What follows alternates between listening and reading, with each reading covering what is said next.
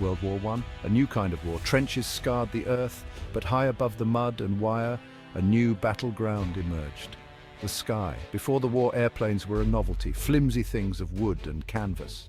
But the conflict changed everything. Military minds saw potential. Planes could scout enemy positions, even attack from above. This was the birth of air power. The early days were experimental. Pilots were pioneers, often learning on the job. They braved unreliable machines, primitive weapons, and the constant threat of enemy fire. Yet, they flew. They knew their service was vital. They were the eyes of the armies, providing crucial intelligence. In Britain, a new organization took shape, the Royal Flying Corps, or RFC.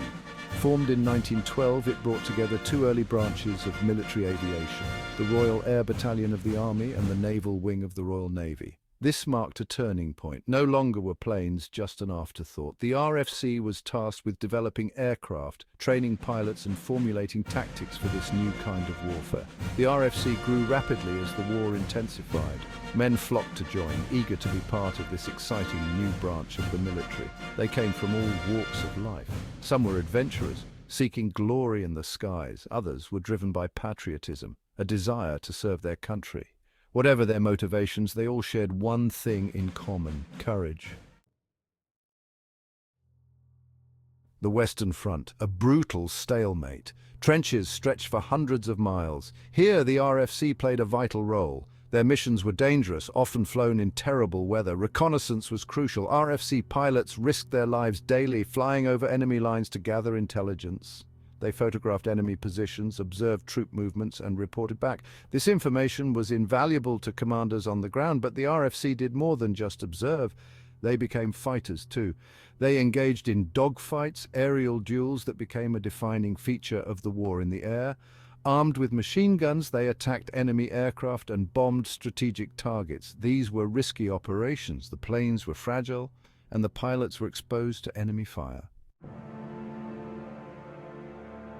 Section 4, Knights of the Sky. The pilots of the RFC were a special breed. They faced danger with extraordinary courage. They flew daring missions, often against overwhelming odds. They knew the risks, yet they never hesitated. One such pilot was Albert Ball, a skilled fighter pilot known for his daring attacks.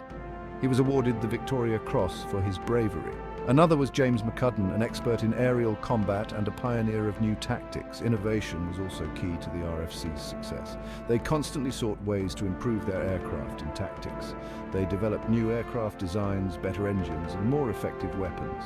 They pioneered the use of formation flying, bombing techniques, and aerial combat maneuvers. Section 5. Legacy of Courage in the Clouds. By war's end, the RFC had earned its place in history. They had proved the decisive impact of air power. Their sacrifices and innovations laid the foundations for modern air warfare. In 1918, the RFC merged with the Royal Naval Air Service to form the Royal Air Force, the world's first independent air force. The legacy of the RFC lives on. Their courage, skill, and spirit of innovation continue to inspire. They remind us of the bravery and sacrifice of those who fought and died in the skies over a century ago.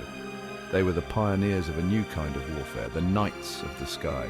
Their story is a testament to human courage and ingenuity, a reminder of the cost of freedom, and a tribute to the enduring spirit of those who dared to fly.